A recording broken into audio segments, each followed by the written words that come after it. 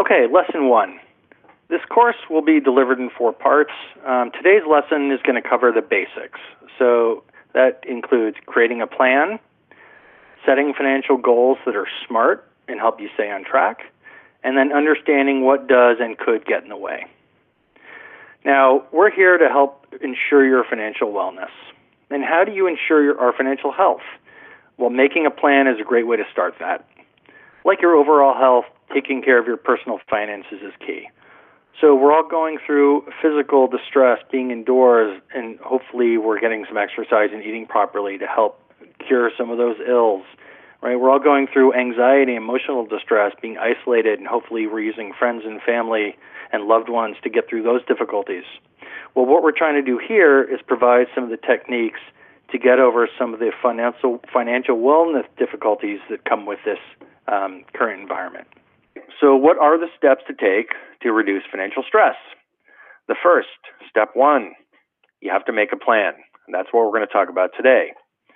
Step 2, the first part of that plan is set your financial goals. Step 3 is review and or create a budget. Step 4 is manage that budget. And then step 5 is establish an emergency fund, which we're going to talk about more in depth in the next couple of lessons.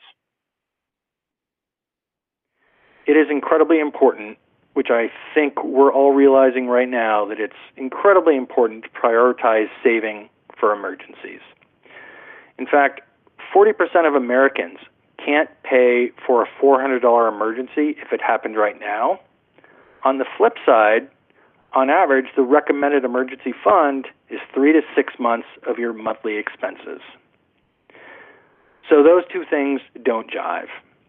Now, if you're just starting out planning your financial wellness, it's a perfect time to create guidelines to work towards this emergency fund savings. Make your plan. First of all, it's never too late to start. If it's now, great.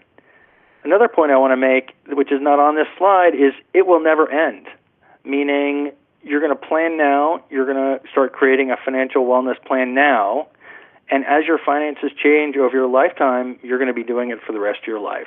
So might as well get started now, in particular when things are difficult. Next, you're going to set financial goals. But look, it's okay to start out with a few, and we're going to talk about what those goals should look like in a moment. And then finally, put your plan in place. Let's do this. What is a financial goal? A desired result from one's efforts to achieve personal economic satisfaction. And in reality, these financial goals that you create should jive with your lifestyle, your values, and your other goals. Now, here's where we start talking about what are the right goals. And there's an acronym we like to use, SMART. Is your goal SMART? First of all, is it specific? And is it very clear? Is it measurable? So can you measure it? Now, the nice thing about money is it's a countable thing, so you often can. Is it achievable? So is this a feasible goal for you? Make sure you don't choose something that's really out there and impossible for you to follow through on. Is the goal relevant? Is it something that relates to you and your values, like I mentioned before? And does it relate to your other life goals? And finally, time-bound. So does this goal have a target date or a specific timeline? Now, in the next couple of slides, we're going to discuss what a SMART financial goal might look like and how you can create one for yourself. Let's talk about what gets in the way. Do these things sound familiar? I'm not good with money. It's so difficult. There's never enough money. There are too many temptations, and I like nice things. Those are all true for all of us. And when we're trying to save money, not overspend, we tend to tell ourselves these stories. But in the handouts for this class, I hope you'll find tools that will help you work through these thoughts.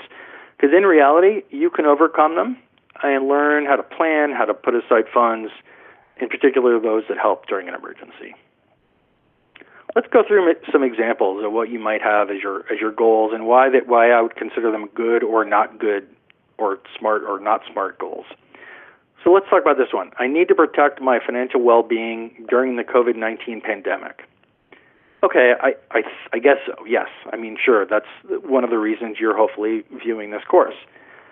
But is it specific? Is there anything in here that's measurable? And as far as I'm concerned, not really. Nor is there really a time horizon. So, there's nothing in here that you can specifically do in a specific amount of time. So for me, this is much too vague.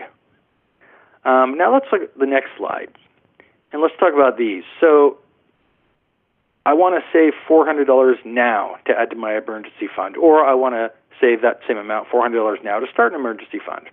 Okay, the emergency fund that's relevant for all of us, so I like that part of the goal. I like the fact that there's a measurable amount, $400. And in many cases, that is achievable over a period of time. But what I don't love about this is now. Because unless you happen to have $400 sitting around, it's going to be very difficult for you to achieve this now. I would much rather have something that has a more well laid out plan and time horizon. If you go to the next slide, I think this goal does just that. I want to save $400 in the next 6 weeks to add to my emergency fund. It's specific.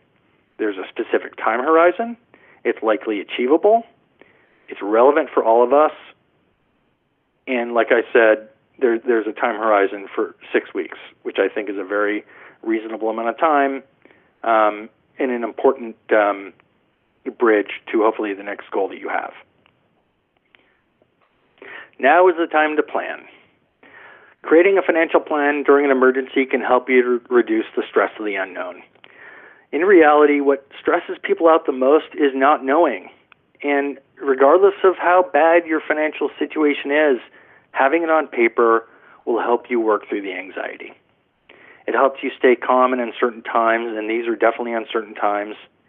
And it helps ensure that you don't go further into debt. So having the numbers on paper, when you make spends, you'll understand what it's doing to your financial situation and if it's going to increase your debt. And finally, we're going to help you work towards implementing your plan with the next lesson in budgeting.